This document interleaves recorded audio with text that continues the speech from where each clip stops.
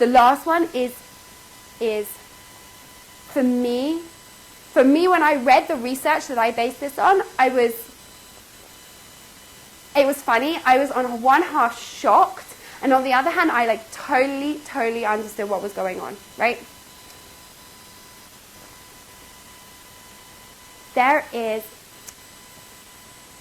a study out of Stanford by a guy called Frank Flynn, okay? He took a case study of a woman called Heidi Rosen. You know who Heidi Rosen is? She's a very, very big venture capitalist out in San Francisco. So she's really on the cutting edge of venture capitalism, okay? She has been incredibly successful in her field, right? What the Stanford professor did was he took her name and he changed it to Howard Rosen. To half his class at Stanford, he gave out the case with Heidi Rosen, and for half the class, he gave out the case study as Howard Rosen, right? Exactly the same facts, just one was gender female and one was gender male, right? Of the gender, when you ask the students about the gender male case study and ask them, would you like to hang out with this person? Let's go for coffee with this person. What's your feelings about this person? It was all very positive.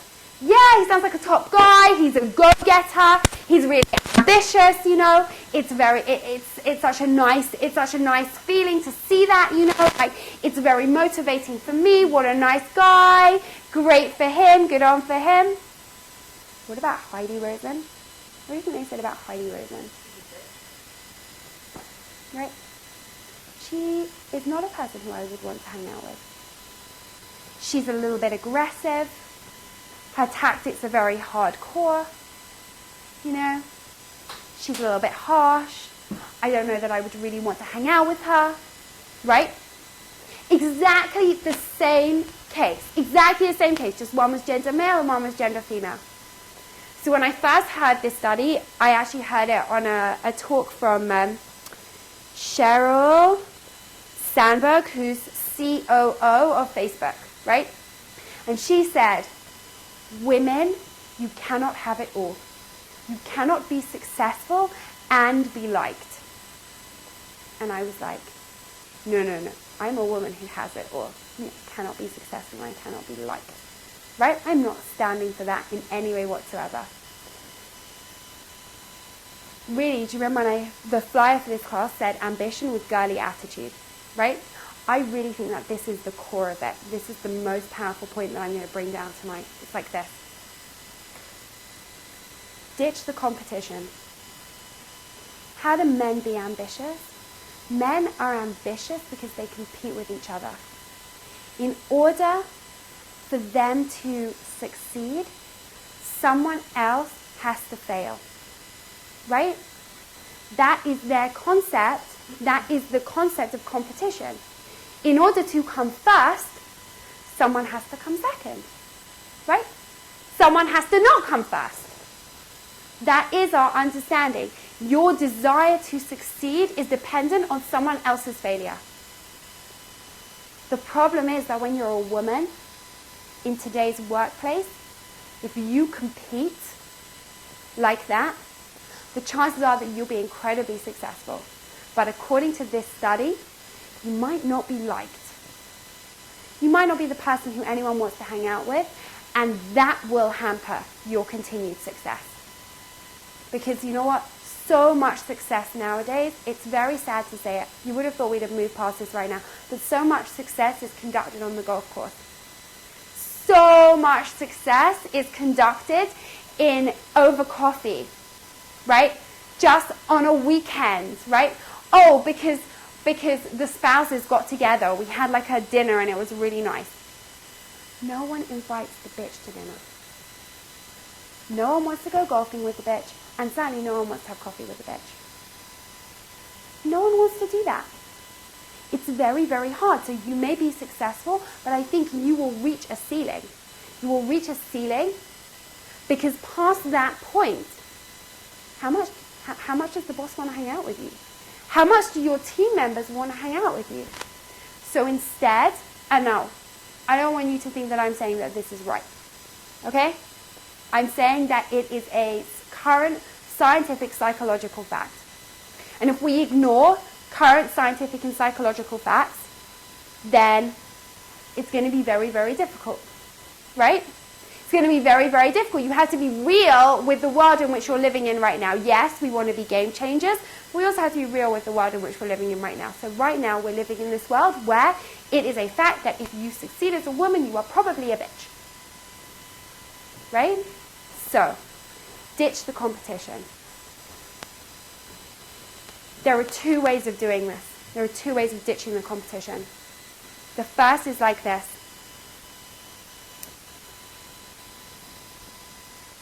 Your success is my success, and my success is your success. Right? There's a principle in Judaism, which is Am echad b'lev echad. One nation with one heart. Right? One nation with one heart. What does this basically mean?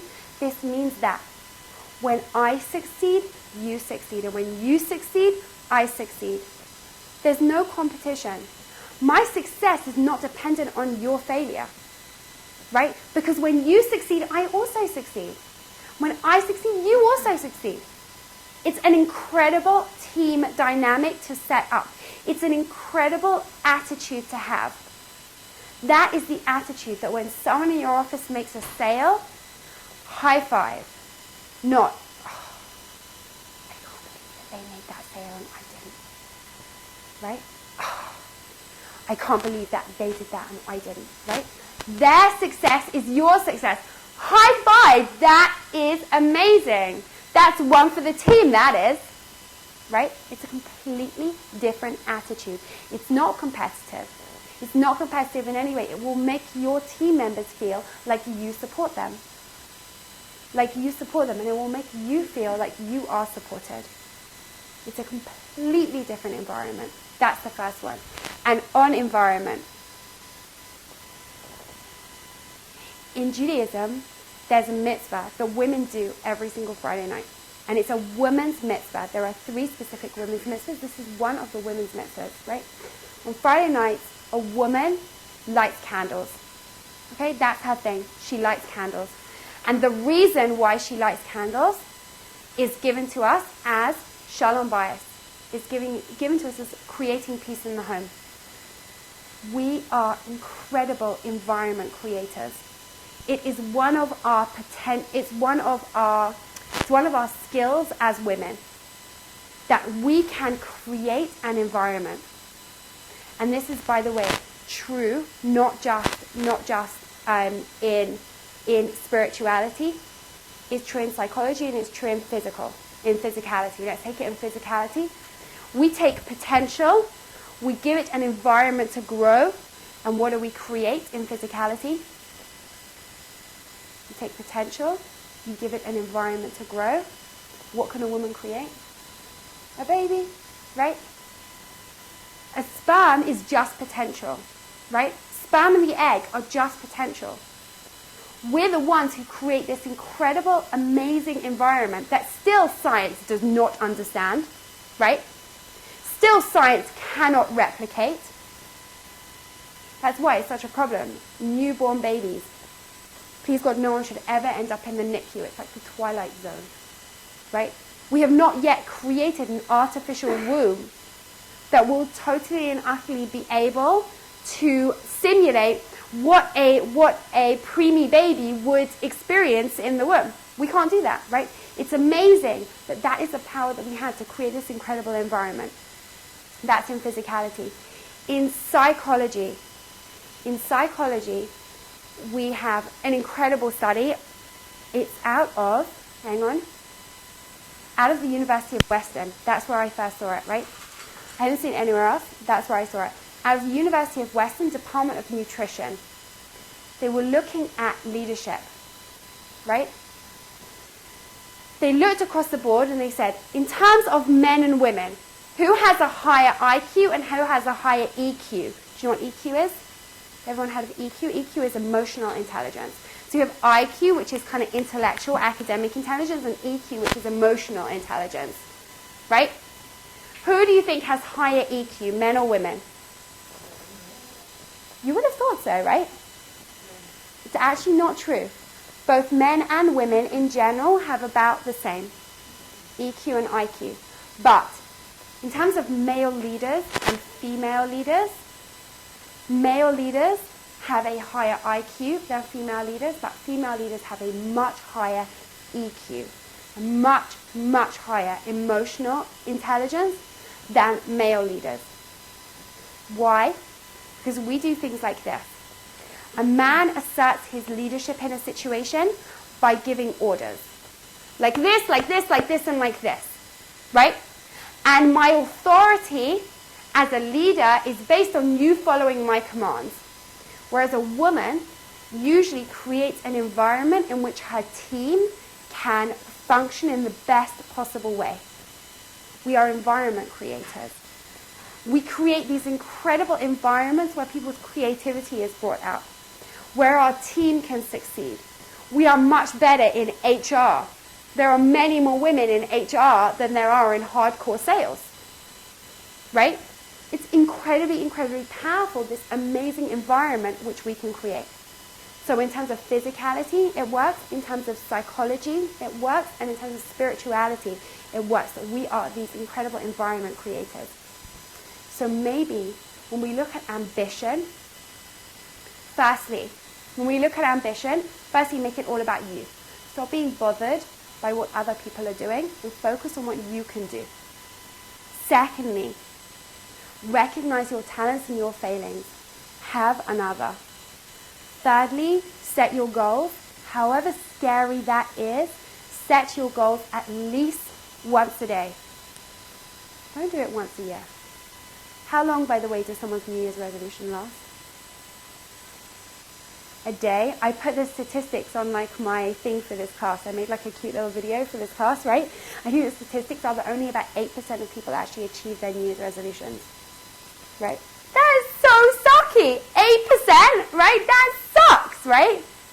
Because they'll make their ambition they'll set their goal on the 31st or the 1st when they're hungover, right? And they'll expect that to last for an entire year. Are you kidding me? A Jewish woman sets her goals at least once a day, if not twice a day. That's what you need to be doing. You need to wake up in the morning and set your goals. Know where you're going. And lastly, ditch the competition. Your desire to succeed is not dependent on anyone else's failure. Be a person who is really amecha belevechad, a person who is very, very into the concept that my success is your success and your success is my success. I.e., when they have 50 girls at their Monday night class, that's amazing. That's also my success because there are 50 more girls who are learning incredible, incredible ideas tonight. Right? And my success is their success because when I have a full room, that's amazing because we're really creating something that's incredible. Right? Lastly, be an environment creator.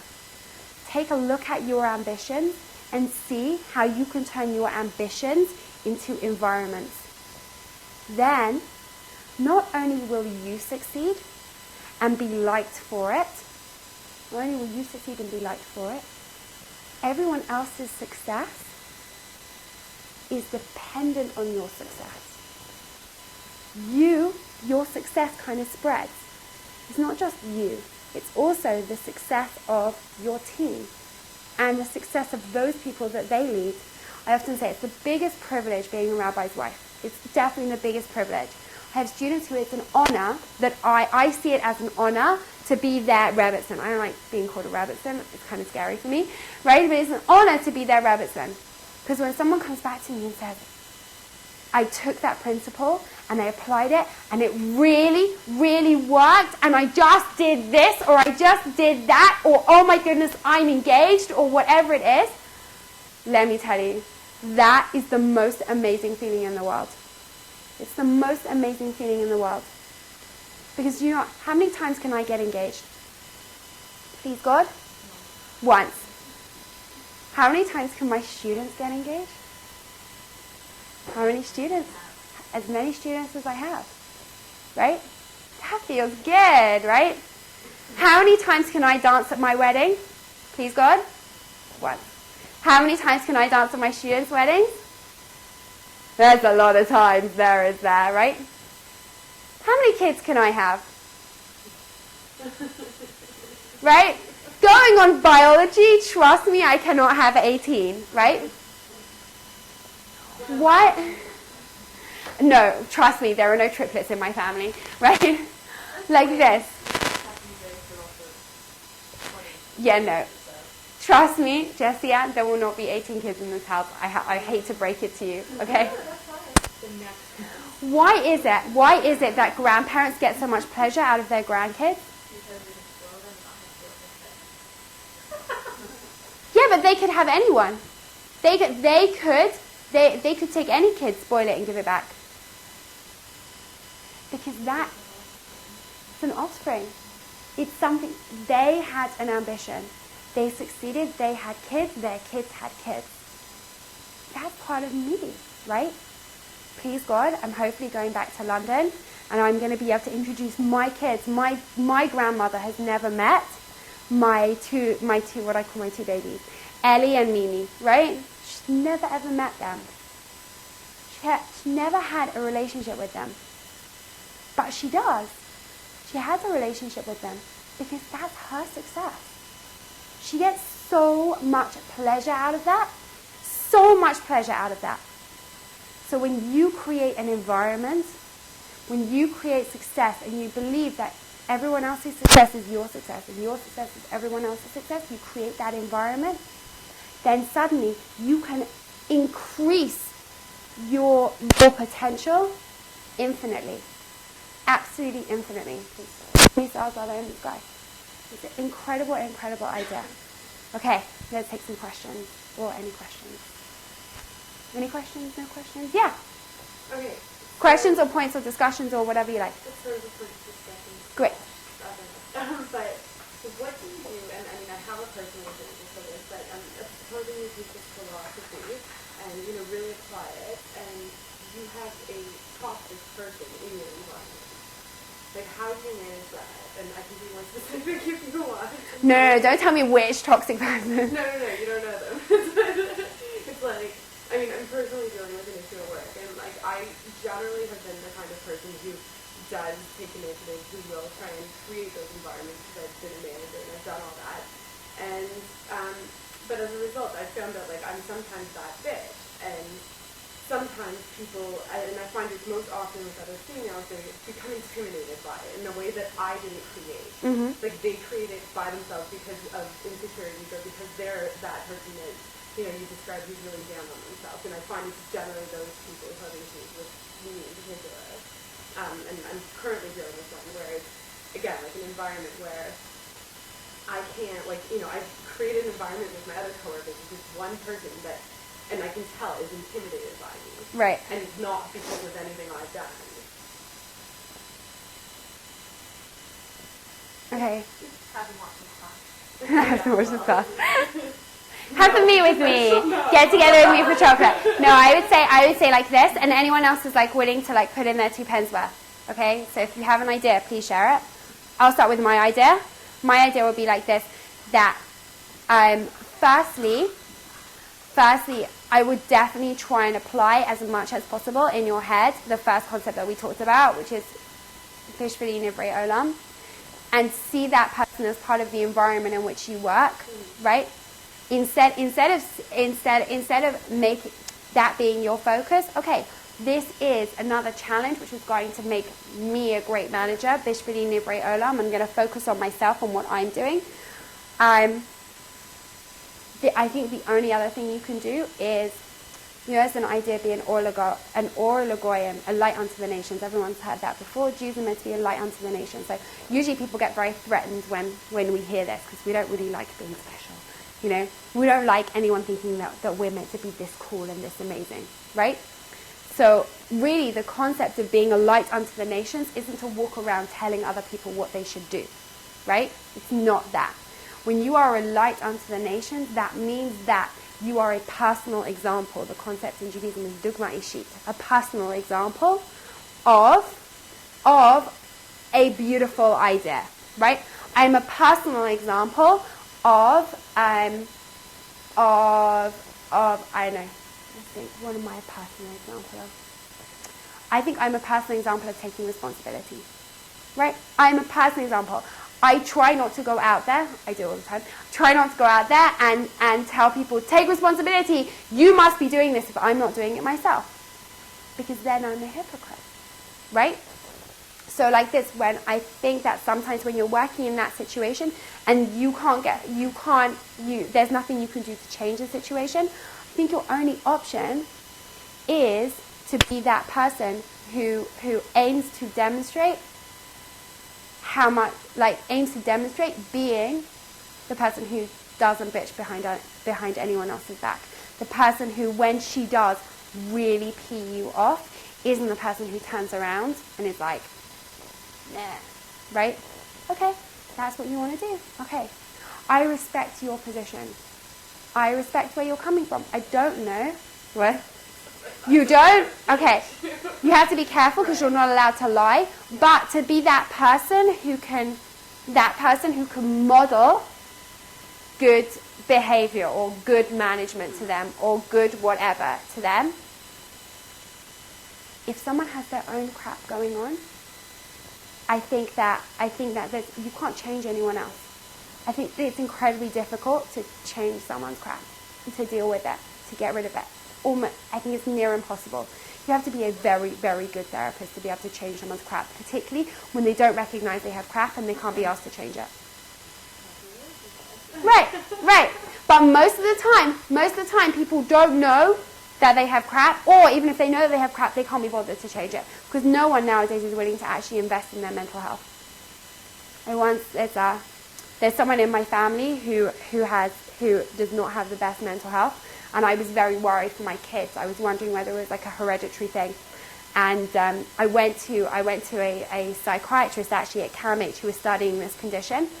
And I said to them, like, what's the chance of my kids having this? And they said to me, very little in terms of the hereditary thing, but you must promote good mental health. I was like, what does that mean? And they were like, well, do you know what?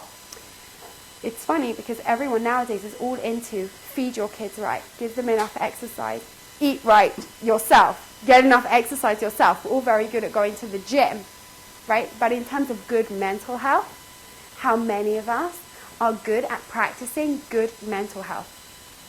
When you have crap, going to a therapist and dealing with your crap, right? Go deal with your crap. When you have crap, go deal with it, right? Everyone thinks that going to a therapist is a failure. No. Going to a therapist is an amazing thing. That's what they're there for. Get a good one, right? And when you have crap, go deal with it, right? Because otherwise, that crap will affect you for the rest of your life. If you do manage to have a healthy relationship and kids, you know who's going to be dealing with your crap? Your kids are going to deal with your crap. And I have met so many people who come to me and basically it's their parents' crap that they're dealing with, not even theirs, right? Their parents had issues of not feeling perfect enough, and so therefore pushing their kids and making their kids feel inadequate because they didn't get straight A's, right? So many people are dealing with their parents' crap. It's horrible, right? So having good mental health is really important. But I don't know that you could tell someone that. I think you can only model it. I think also maybe another way of doing it is that when you are frustrated, to model good mental health. I'm really frustrated right now with this situation. I know it's not her. And I know that for example, like I did, okay? Let's just psychoanalyze Hannah Goldstein's class right now. Hannah Goldstein's class started with Bishvili Nivrei Olam, don't let other people, right? And I said, this is something that I struggle with, right? Therefore, I have modeled to all of you here that I struggle with this. And this is the healthy way that I try and work through it, Bishvili Nivrei Olam, right? It's not saying, I'm perfect, you should be like me, right? Because I think that that's really inaccessible. I think it's turning around and saying, you know what? I struggle with this too. Wow, I really struggle with situations like this, don't you? Right? Maybe she'll say, no, I totally don't struggle with it. right? Then you say, oh, thank goodness. How do you deal with it? How do you get through that situation, right? Like, it's because, especially, they'll probably won't have a good idea, or they'll just start them to think, right? And they'll lie. Oh, well, when I hit a situation like this, I do this, this, and this, right? Oh, wow, that's a great idea. Let's watch them next time. There was an incredible, incredible scene in Schindler's List, I think it was, where, is it a god or is it Schindler himself? Okay, here's the scene. I don't remember the scene, but I remember the principle. That the head of the camp is standing in his bathroom, and someone is talking to him, and that person is demonstrating and modeling to him what a pleasure it is to have mercy, right? To have mercy on someone, and how a merciful king is almost more powerful than a king who just executes his subjects, right? And you see that a little boy is brought to him who did something wrong, and the head of the camp says, I am merciful to you, and lets him go. Right? There was a scene in Schindler's List. I'm going to find it. I'm going to try and find the exact bit of the scene. But it was fascinating. Modeled behavior onto someone who then took that behavior and applied it. You can try it. Yeah. Another example of that is like a pit forward. Mm-hmm. Doing something good or whatever for these people and having them do it for many more people, to put that concept that something bad, something good is for more people than yourself. Right. Where was it? Wasn't there a drive-through? It's right here. That's okay. Wasn't there a drive-through somewhere where that happened? A Starbucks drive-through. What was the story? Where there was the first guy, he got his coffee and he had to got his coffee from the person behind him, and then the person behind him got the coffee for the person behind him, and it went on like for 38 hours. Yeah. How much do you bet it stopped? Not because one person said, oh, I bought my coffee, great, thanks, and drove off. How much do you bet it stopped because the rush stopped? And so therefore there just wasn't someone behind to buy their coffee? That's what I said. My class actually said that there was a 38 star. Oh, there wasn't there? But what, there was a 38th guy. Okay. 38 car. Ka-ching! Or you only bought enough money for one. Right, or maybe he owned... Well, no, because he wasn't buying his coffee. He was buying the person behind. But there could have been no one behind him. They could have been... I think he said that there was someone behind him, but I don't know, he just like he's the last one he stopped. I don't know why. Okay, 38 people is pretty cool. Yeah, it's pretty awesome. It's pretty One awesome. person. Right. Anything else? Any other ideas, comments, questions, challenges? I know whether she's still on the phone. Anna? I don't know if she's still on. Okay. Oh, she's here. Everyone had you. Do you have a question? Hang on. Do you have a question? No. Okay. We love you. Can I talk to your husband, please? Yes. 1 second. Oh, he went tomorrow. He'll call you back when he gets back, okay? Okay, thanks. Bye. She doesn't even know that she's on speaker. It's repeat. Okay. Anything else? Comments? Ideas? Questions? Challenges? Don't agree? Yeah. I was going to say, for mental health day, I've been hearing ads lately, particularly on the radio. I'm not sure if it's federally or provincially, but and I don't know if the study has any merit, but I imagine it's a government ad. It's talking about how families that have family dinners, their kids tend to do better in school. That because, I guess, the kind of parents or whatever, the kind of causes the problem. It's actually not a new study either. I heard it when I was in California, and I heard it with more specific statistics that kids who have one family dinner a week are 70% less likely to get involved with illegal drugs or underage drinking. I've also heard that the divorce rate goes down too. Creating an environment. Well, I know my parents basically examined it on every night. That just to do something to do or Right. the odd one that we missed. But it was always, like we could talk about problems with today at school or whatever we saw them. It's so by the time the evening came and dinner was done, it wasn't that or whatever. Right. I said Yeah. like when you're talking about goal setting, Mhm. you just set a goal every day. If it's a long-term goal, you're setting the same goal, like reminding yourself to do it every day. Mhm. Yeah. Or are they like mini goals for every day? I would say, I would say not just to set one goal. And how Really? can you have like so many up in the air? And Well, you well, have to keep working. I would say like this. Our daily Amida, our daily standing prayer is 19 different goals.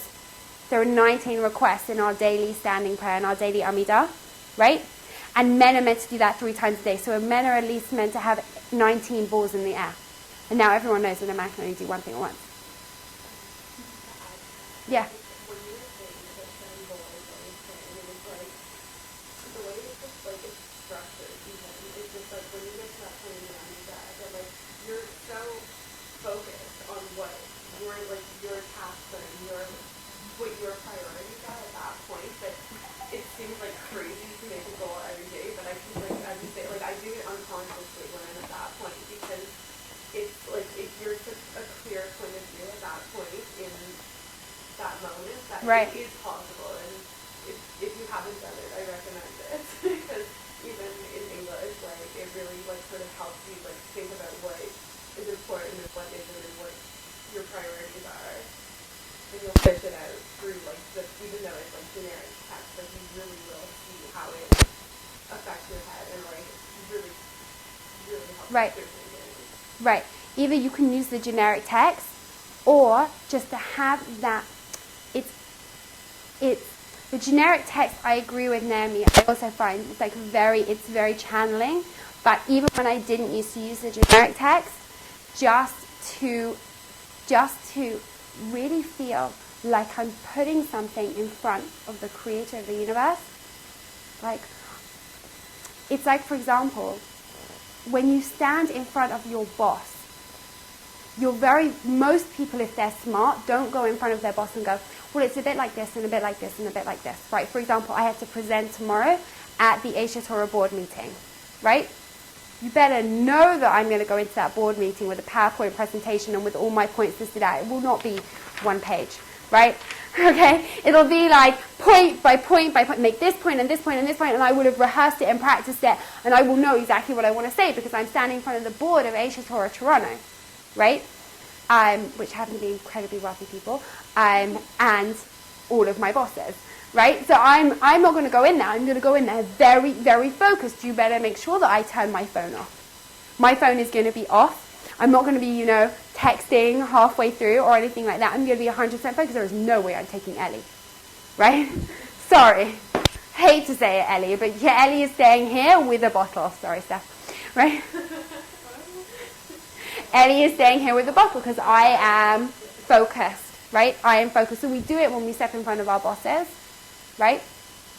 But imagine all the more so when you step in front of the energy that runs and creates the world on a constant basis. And you're real with that. Not, oh, I'm doing my 3 steps back and my 3 steps forward and now I down and like I rock backwards and forwards looking like a bunny rabbit or like a rocking horse on speed, right? Okay, have you seen this?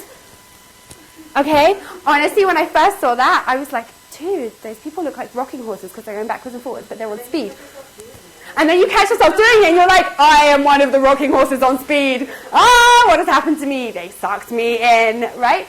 But really, it's not just meant to be by rote. When you take those 3 steps forward, it's meant to be that you are taking 3 steps forward into the space, into the office, the big corner office, penthouse, right, of the CEO of the world, of the universe, of everything that exists.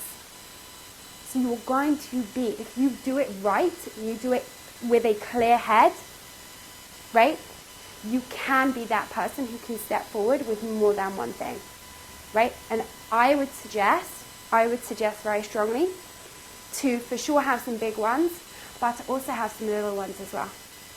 To also have some little things. You know what, today, I know, I would really like to not get too bad period pain. Today, I would I would like it that Ellie doesn't get gas. Today, yeah. Don't eat beans. I ate baked beans yesterday.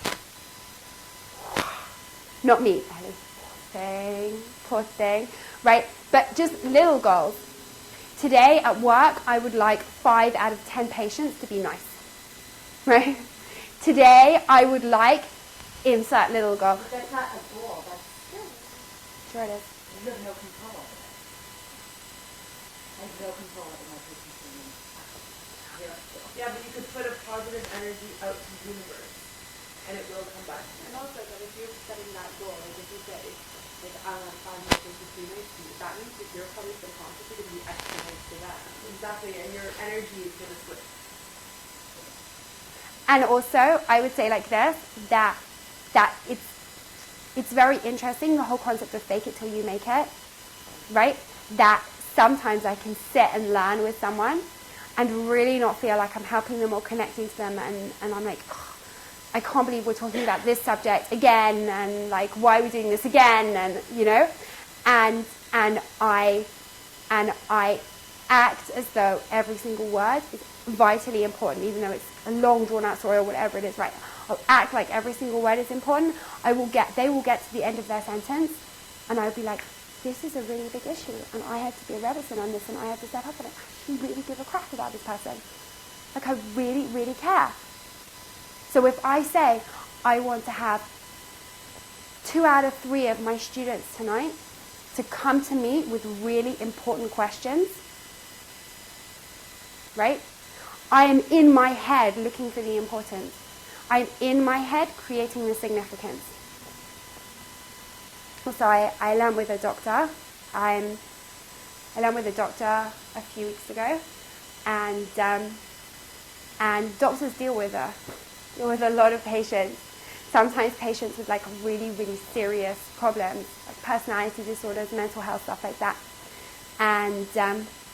And I said it's funny because you think that the 90% of your practice that is worthwhile are those patients that come in and all they need is a shot and they're so nice and it's so cute and they're growing up and whatever. Whereas really what makes your practice meaningful is helping the 10% of people who are complete pains in the butt. That's what makes your practice meaningful. When someone comes in and you're the one who can help them and you're the one who can service them and you go out of your way to help a difficult client, that's when you can make a real difference in their life because it's you. Because no one else wants to deal with that difficult arsey client who, like, you know, just jokes around, like, pinch your butt and whatever. I don't have those kind of clients, so I only work with them. Does that help? Okay. Anything else? Yeah. Okay.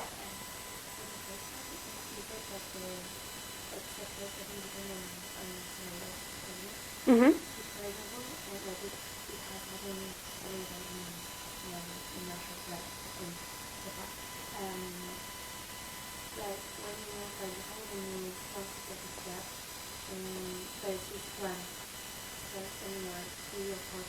Mm-hmm. On their failure. Yeah. So like this. In that situation, you have to be a little what? It's hard because you also want them to fail. In that situation, I think you have to be a little. You have to look at it on a much bigger scale, like this. That in Judaism we definitely believe that everything happens for a reason, right? So therefore, if you get the job, it's because you were the best person for that job, and that job is going to help you grow the most, and you needed that job. They didn't need that job. They have other opportunities to grow. It's like, I'll give you a better example, okay? Sometimes girls come to me, and religious girls, I help a lot of religious girls when they're going through the dating process. I am really bad at setting people up, right? I'm meant to be a rebbe, and so I'm meant to be really, really good at doing this like shidduch thing, setting people up. But really what I do is go, you and you, go get married. Never works. I'm like, you're short and you're short, marry. You have brown hair and you have brown hair, go get married. You know, you have blue eyes and brown eyes, opposites attract, go. You know, why are you not in a white dress right now? I get really stressed out about it. So a lot of times people will call me though when they're in the process. And sometimes you have, sometimes there are girls who come to me and they're like, the guy said he doesn't want to go out with me again. And they're really, really upset about it. And as far as, and what I always try and tell them is, okay, great. And they're like, what do you mean great? Right? You have to get them to a certain point first. You have to deal with the tears first, and you have to sympathize and whatever that sucks. Don't worry, you're not a failure, right? But that's one less person. You can tick that person off your list. You can tick that person off your list, right? At least you have clarity out of the situation that that's not your soulmate, right? So in terms of seeing it as it's their failure, this is something that they needed, and you got it, right? You see it as you got it because you needed it and they didn't need it. And I'm not talking in terms of financially or whatever. I'm talking in terms of what's their next challenge in life. What is the runner of the simulator going to give them next in order to challenge them, right? They didn't need that challenge. You needed that challenge.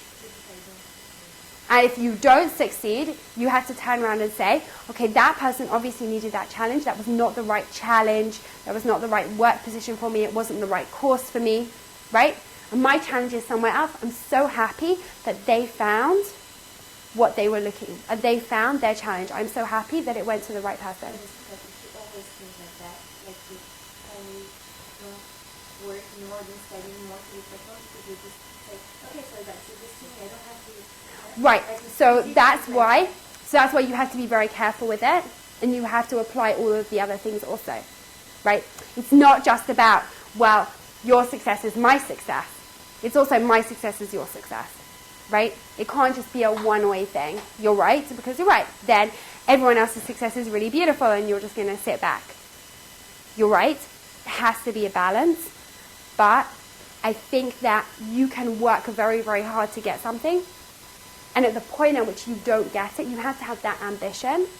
At the point at which you don't get it, you can be very happy that they got it, right? It's the hardest thing, I have to tell you, in places like religious seminaries where all the girls are trying to get married, right? It's the hardest thing for girls. For me, I have to tell you that it was actually painful at points when I was engaged, and I told Mitch not to send me flowers. I was not interested, and he said there was a tradition in my seminary that when a girl gets engaged, the guy is finally allowed to send her flowers for Shabbat. And I said to him, please don't send me flowers to my dorm room, right? Please send it to the house which we're going to on a Friday night for dinner. Why?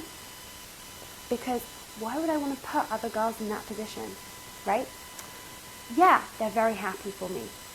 But it's like, it's hard. It's very hard for them. It's very hard for them to see it. So I think also when you get it and they don't get it, you also have to be very careful, especially if it's people that you know that you're competing for. It's also another idea why there's a concept of, there's bracha in that which is hidden from the eye. It's a Gemara, I just can't remember where, right? There's bracha, there's blessing in that which is hidden from the eye. I keep it quiet.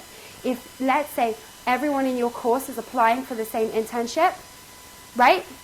And you know that you're top 5. One of the biggest mistakes you can make is to go tell everyone that you're top 5, right? And if you get it, you certainly don't have to lie, right?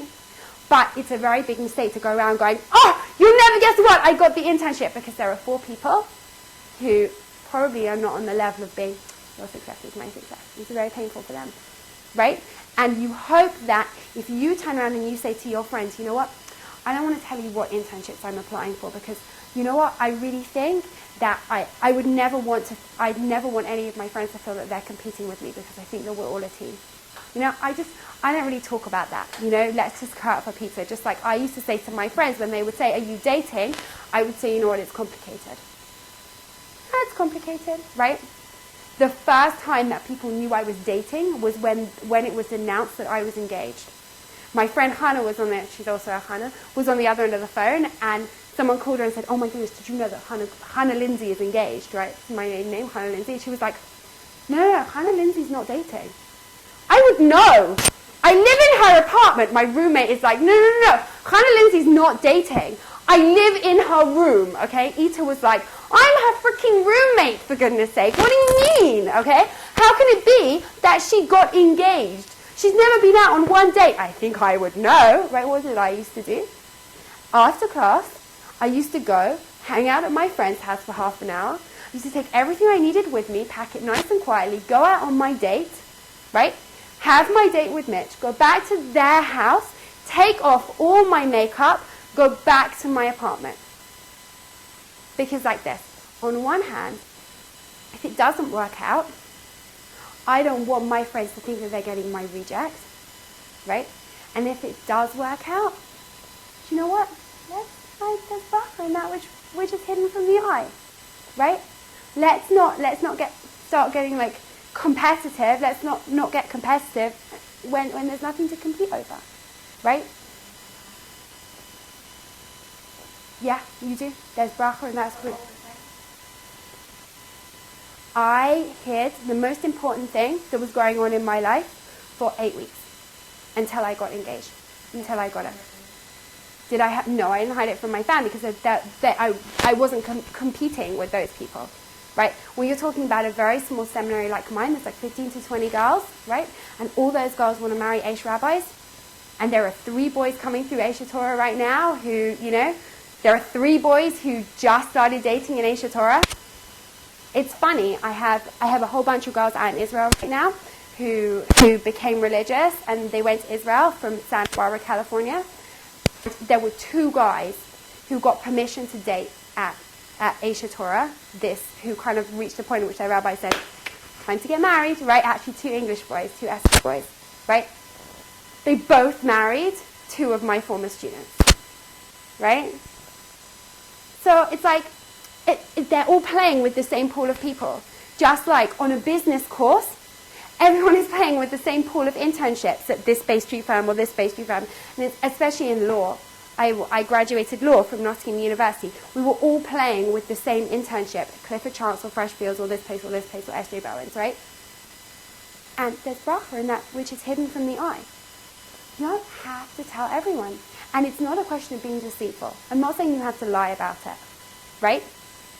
If someone saw me out on a date with Mitch, right, and said to me, I saw you on a date with Mitch Goldstein, I'm not going to say, actually, me and Mitch are brother and sister, and right? I would be very much like, you know what, yeah, I was on a date with him, but do me a favor, I really like to keep these kind of things quiet because it's complicated, please help me out in that. And also, I made sure that I didn't date places where my friends would see me. I didn't go to my friends' hangouts and hang out with him there. So yeah, I don't think that it's a bad thing that there are certain things in your life which you don't discuss and you don't share, and your life isn't up for public consumption. It's difficult nowadays because nowadays we have Facebook and we think that our whole lives are like open books. Do you know what? There are things on your Facebook profile that you can make private, right? You can make them secret. Does that help? Okay, anything else? Okay, so write down your questions. Okay, are we done? You can leave at any time. I'm not keeping you here.